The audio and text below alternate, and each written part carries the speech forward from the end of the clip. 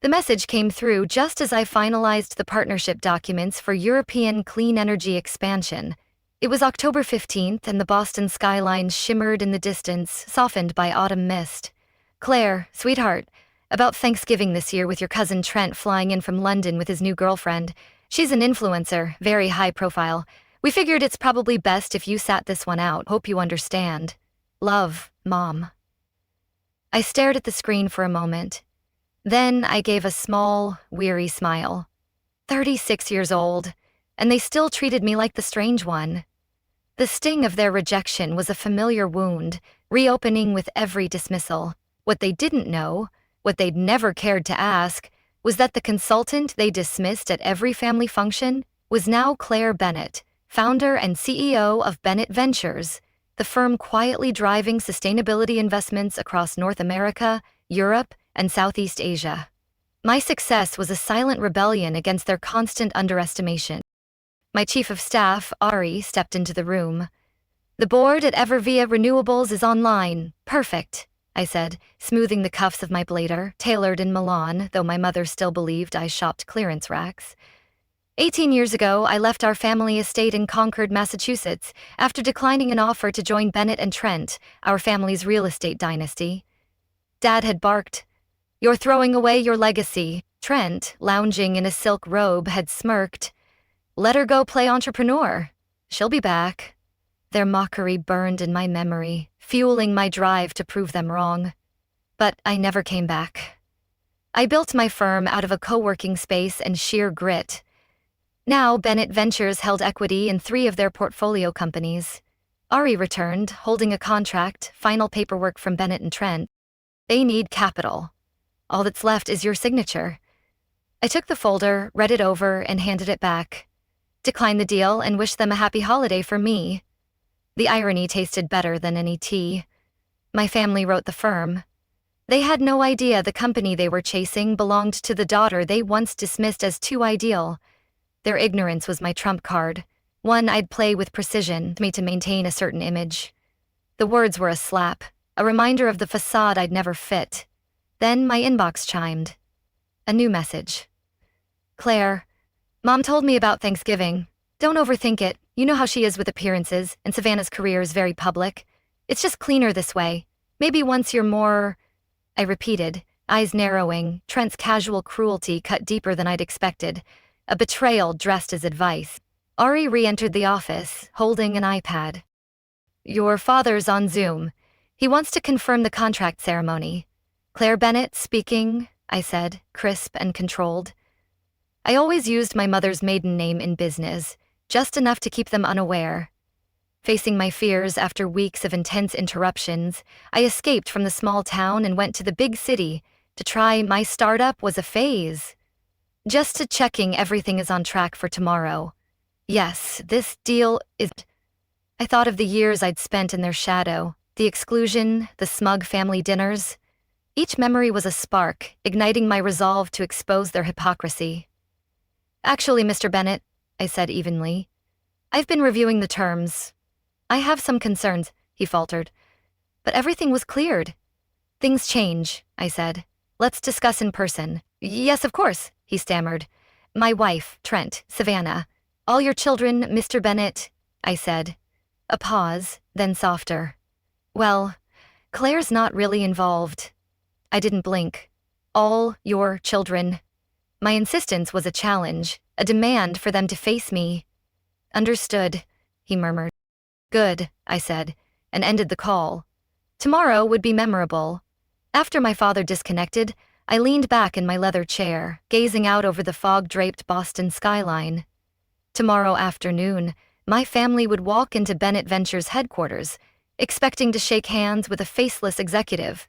Instead, they'd come face-to-face with the daughter they had spent nearly 2 decades dismissing and erasing. The anticipation was electric, a reckoning I'd orchestrated with care. Ari appeared at my office door. "Shall I prep the main conference suite for tomorrow's signing?" I nodded, eyes still on the contract. "Yes, and..." "Ari, make sure the photographers are ready. I want every moment captured, every glance, every grimace." At night, I stayed late, mapping the seating chart, finalizing the press release, rehearsing exactly how I'd reveal myself. This wasn't just a deal. It was a reckoning. A reminder that quiet power is still power. The Bennett family had always valued appearances. But tomorrow, they'd learn the difference between image and impact. And I'd ensure the world saw their true colors. And Thanksgiving, it would never look the same again. By 8 o'clock, I was back at Bennett Ventures. The 50th floor executive suite gleamed, fresh orchids, imported walnut. Should I bring them up? I checked my reflection in the glass. Gone were the cardigans and flats I remembered. Today I wore a tailored charcoal suit from Milan, Louboutin heels, and my grandmother's Cartier watch, her final gift before the family exiled me.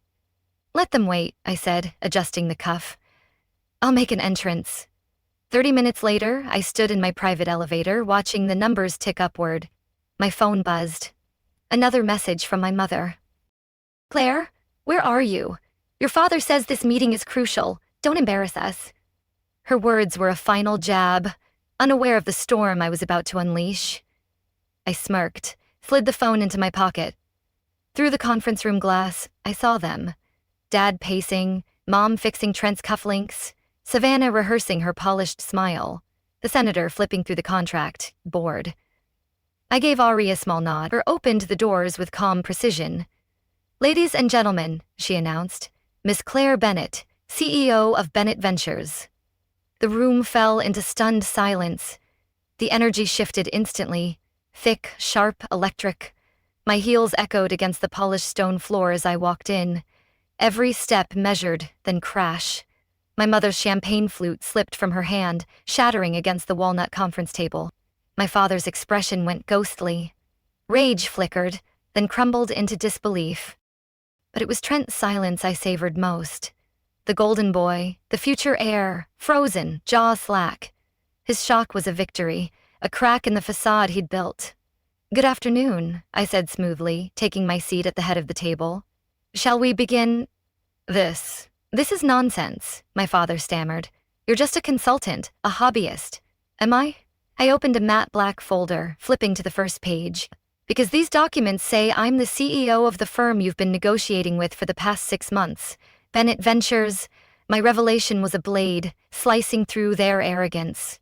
The senator straightened, suddenly focused. Excuse me, what exactly is happening here?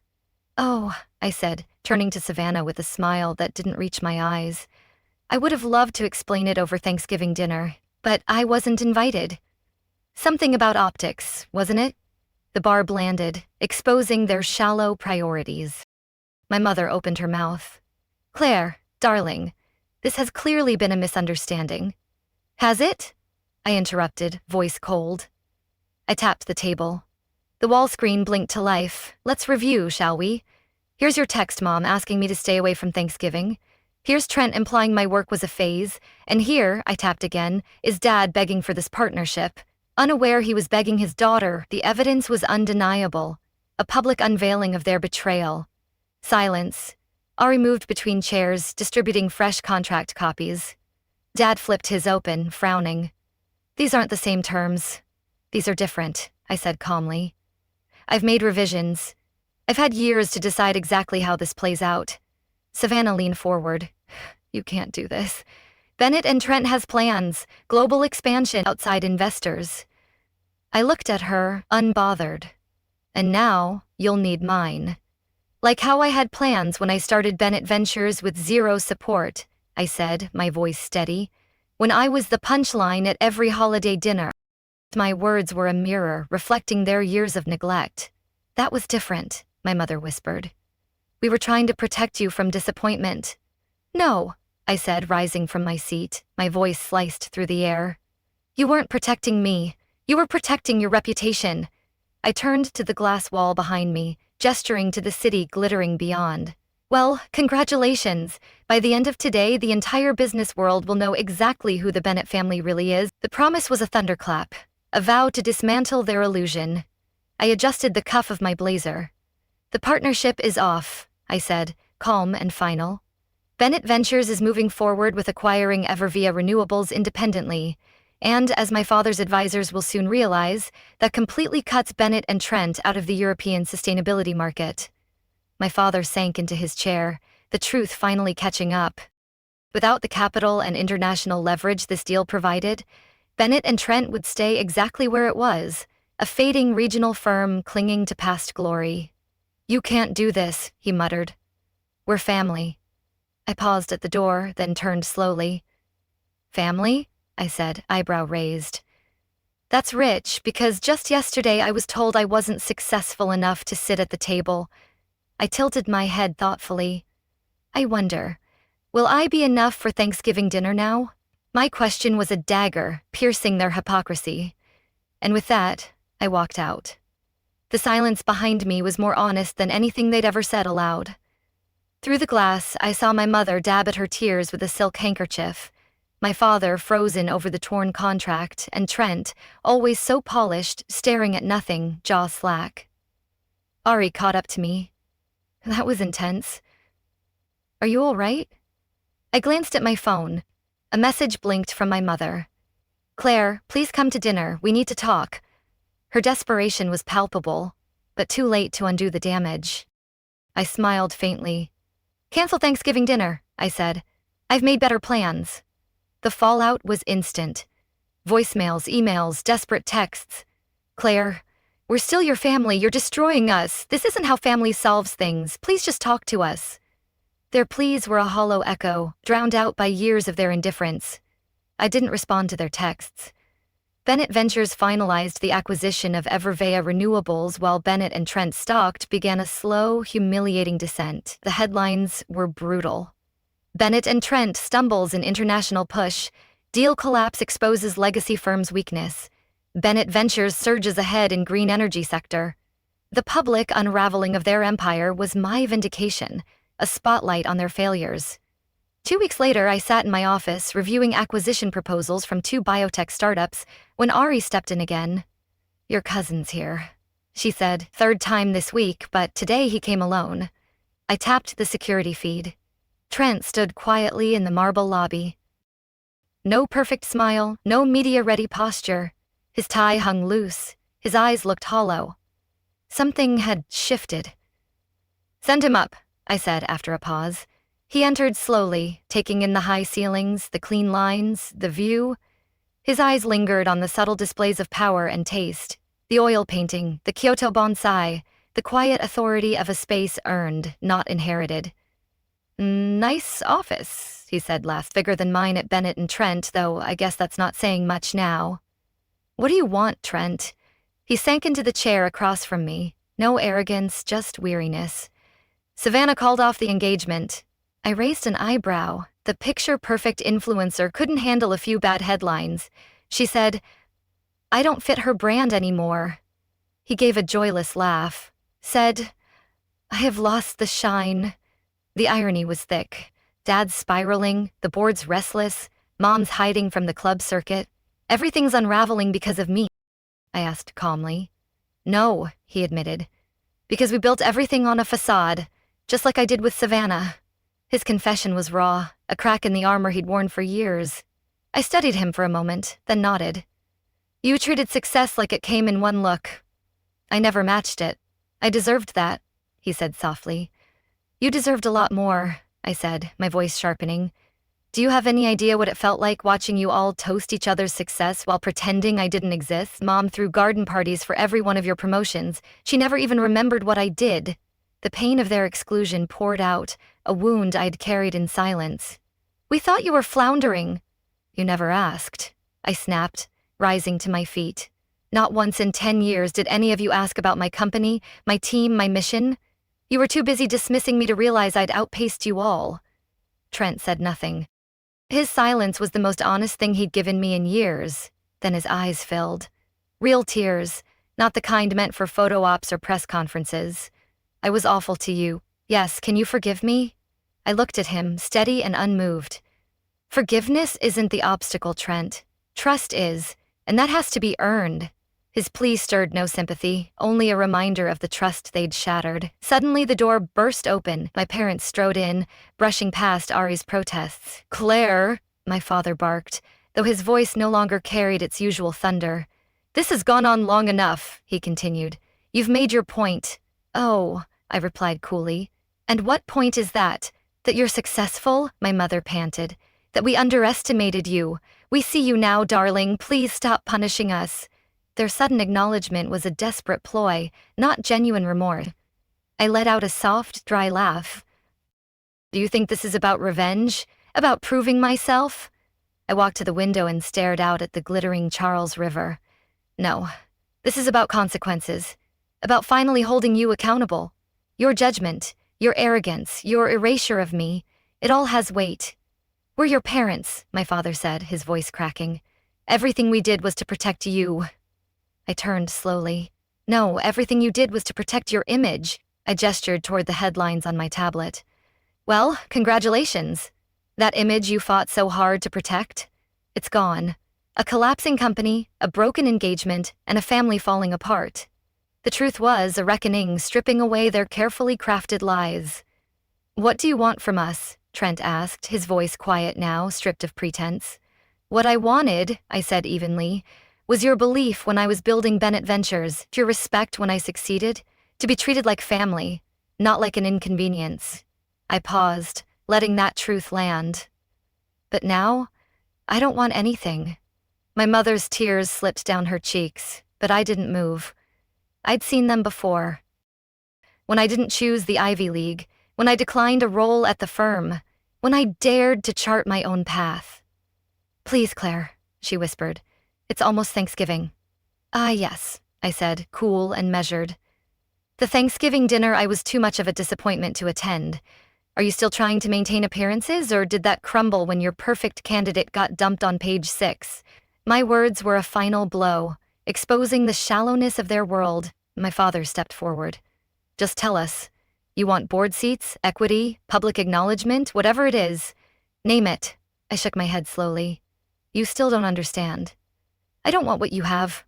Bennett Ventures is worth $50 million, 0 cents more than Bennett and Trent ever was.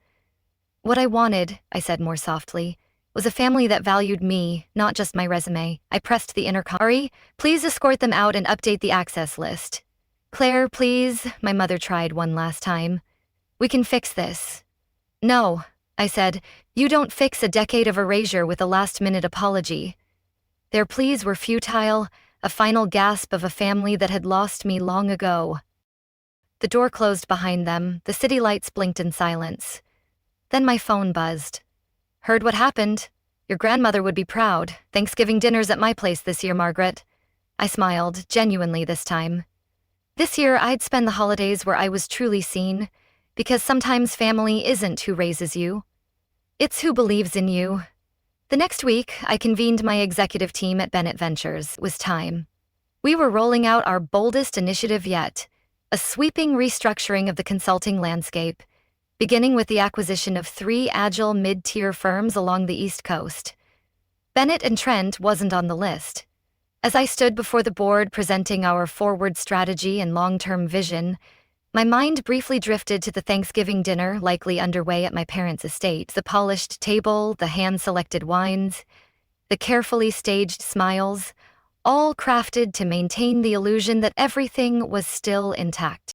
Their facade was crumbling, while I built an empire on truth. Meanwhile, I was building something real. 3 days later, Ari entered my office and set a small box on my desk. Inside was a familiar object, my grandmother's old leather business card holder, and beneath it, a handwritten note from Margaret. She always said you'd outshine them all. Looks like she was right. I placed it beside my nameplate, a quiet monument to legacy. Not the kind you inherit, but the kind you forge. My family had clung to image. Well, now they had one. Just not the one they expected. And me? I had the one I earned, respected, fulfilled, and finally free. That evening, someone asked me, "Do you ever miss your family?" I smiled, turned back to the project briefs on my desk, and said simply, "I have a company to run." The question stirred no longing, only clarity that I'd found my true place, because that was worth more than any seat at their table. If you've ever been underestimated, pushed aside, or told you weren't enough, this story is for you. I didn't build this life to prove them wrong. I built it to prove myself right, to honor that quiet fire that never went out. If my story resonated, leave a comment. Tell me what you've overcome, or just say, I see you. And remember, you don't need their invitation, build your own table.